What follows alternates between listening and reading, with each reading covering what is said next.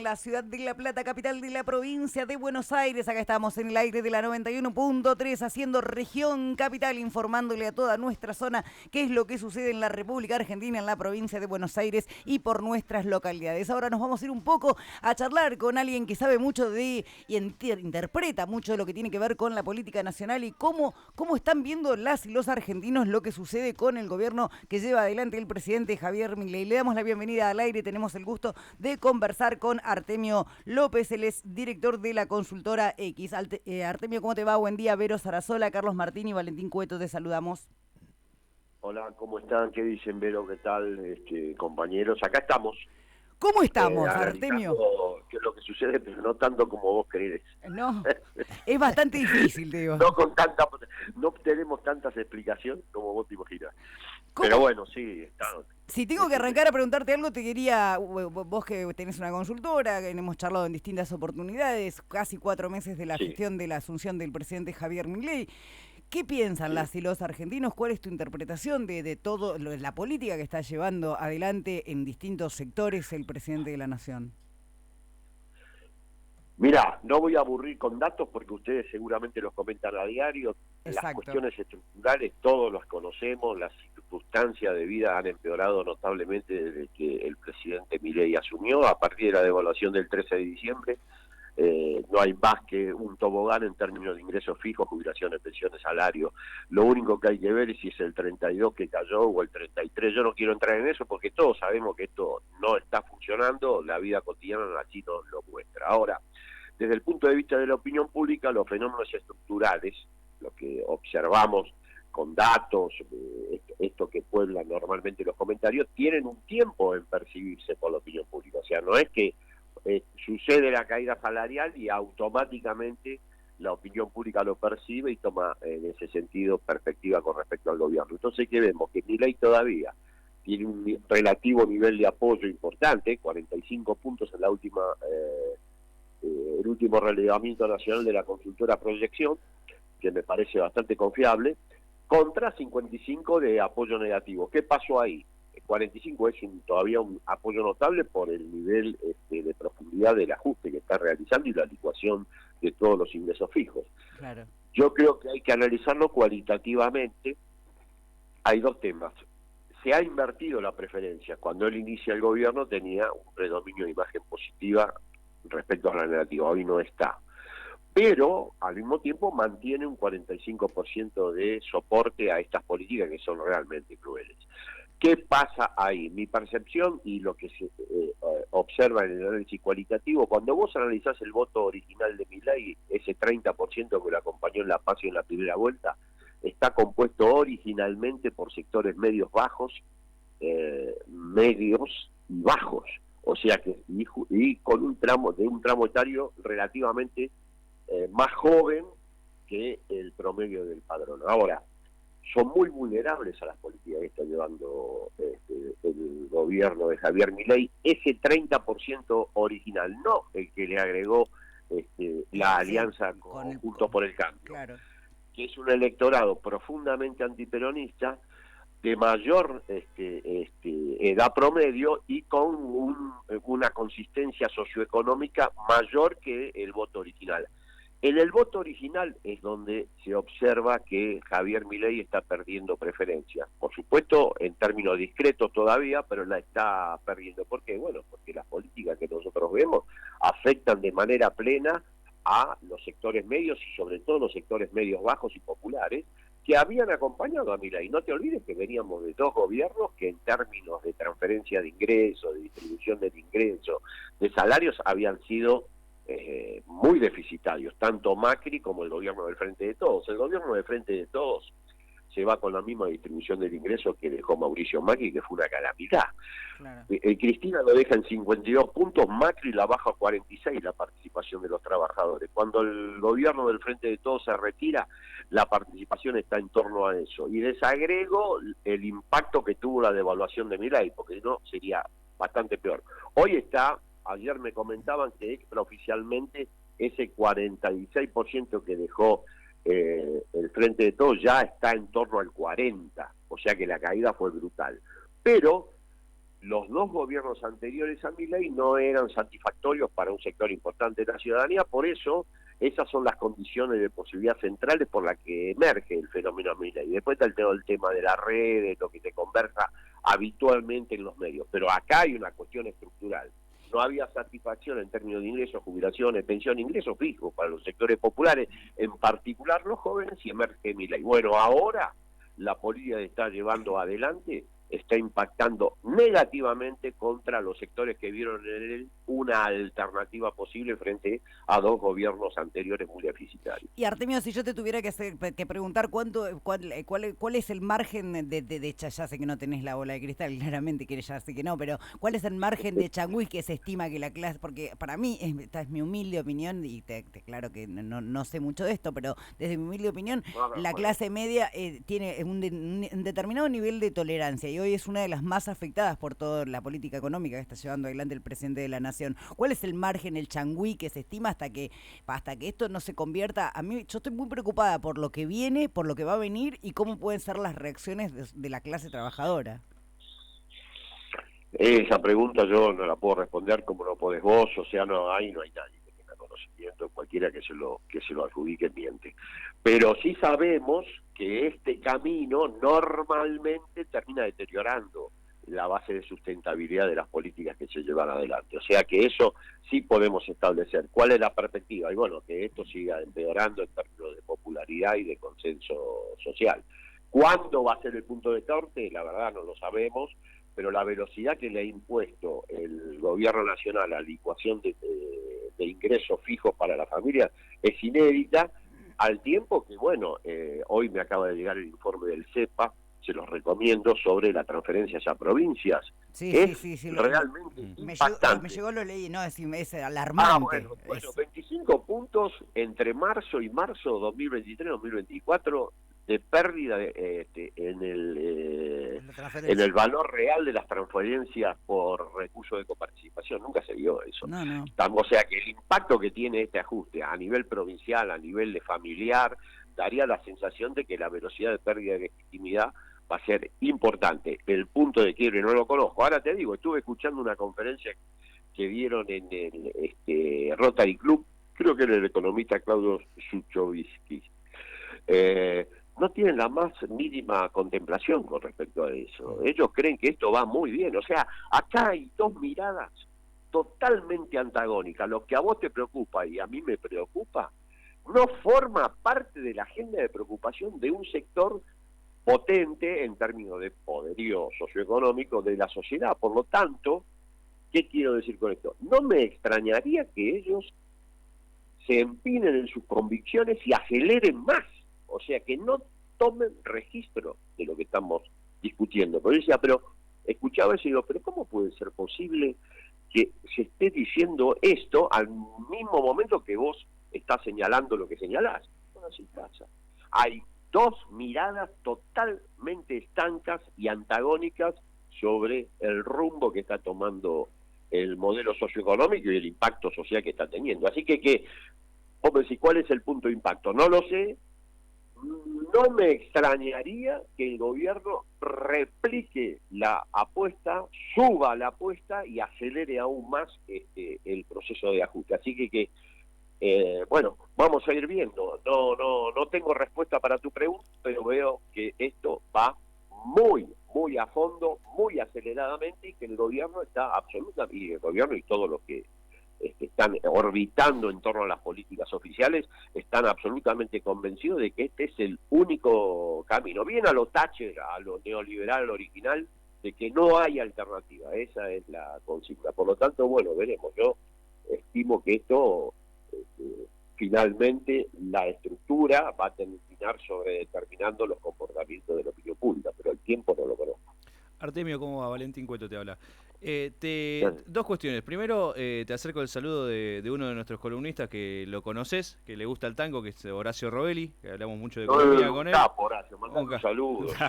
Bueno, él fue uno de los primeros que advirtió exactamente, el daño que iba a producir este modelo sin cortapisa, porque lo que tiene Horacio de bueno es que primero es didáctico y al mismo tiempo no tiene restricciones y no se ata a ningún preconcepto, lo dijo de entrada. Exactamente. Bueno, y ahora sí, lo que te iba a comentar, en realidad a consultar, recién decías que la merma que tuvo en el votante propio, digamos, de aquel 30% de Javier Milei, fue lo que más sufrió. ¿Eso no lo hace más dependiente justamente de el aliado político que tiene en Juntos por el Cambio, o en realidad en el PRO, a Javier Milei, al gobierno? Es una pregunta muy interesante, porque esa es una lectura.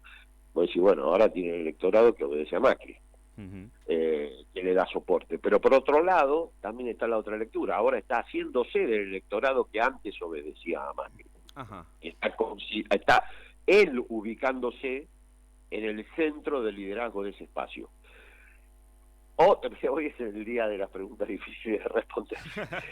No sé cuál va a ser finalmente la solución a este tema. Si se desbarata esto y si pierde legitimidad, probablemente nada de esto que digamos tenga mucho sentido. Pero también puede pasar que el electorado que ayer acompañaba a Mauricio Macri comience a tener en Milei la referencia de su liderazgo nacional y comience a sostenerlo ya sin necesidad del apoyo de Macri o no, y que comience a ser la figura de Macri aleatoria, ¿no? Podría estar o no. A veces me da la sensación de que el gobierno, el núcleo duro del gobierno, tiene esa lectura. Pero bueno, vamos a ver. Lo que sí es claro de que el electorado original de la Libertad Avanza, sobre todo los más jóvenes que lo acompañaron, era lógico además, porque ¿cuál era el motivo por el cual un pibe que cumplió 16 años en 2016 iba a acompañar, y todos los que vinieron después, iba a acompañar alegremente a la oferta de 10 años de sufrimiento y dolor? No, era lógico que iba a pasar, más allá de los fenómenos coyunturales y de redes. Ahora, quizá se esté consolidando un tipo de liderazgo con un electorado que en su momento acompañó a Mauricio Macri, hoy ve en Milei una referencia nacional con más consistencia. Vamos a ver.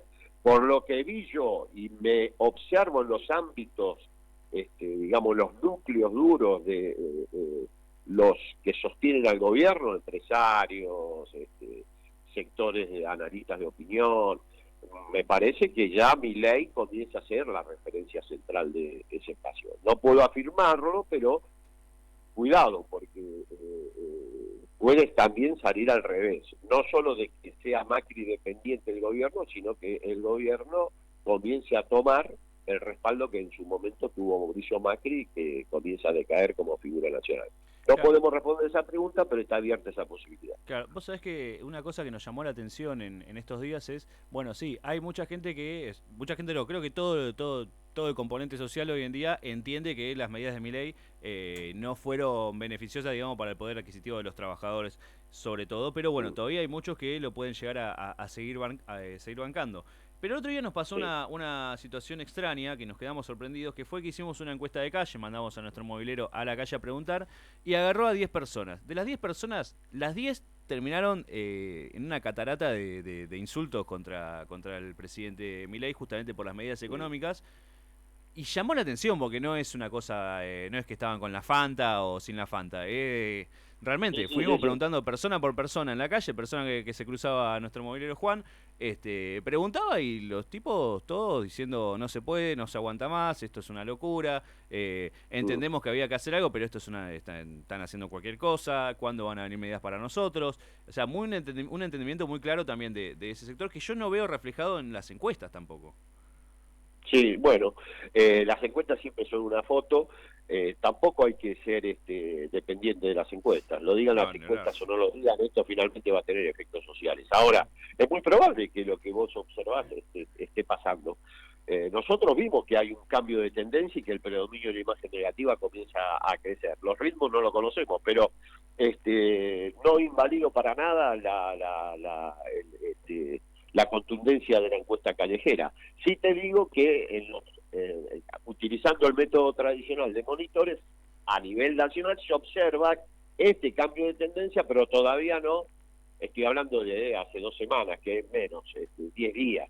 No se observa un desmoronamiento de la popularidad del presidente, sí erosión en su electorado original. se va a profundizar. Yo creo que se va a profundizar por lo que vos señalabas, el impacto sobre los sectores medios y sectores medio bajos es brutal. Por lo tanto, no habría que esperar otro destino que el deterioro. Pero bueno, el ritmo no lo conocemos. Pero de todas maneras, yo creo que tampoco hay que ser, estar sujeto para el análisis político a lo que digan las encuestas. Las encuestas son un material discreto para el análisis político. Sabemos que este tipo de ajustes finalmente erosiona la popularidad del gobierno.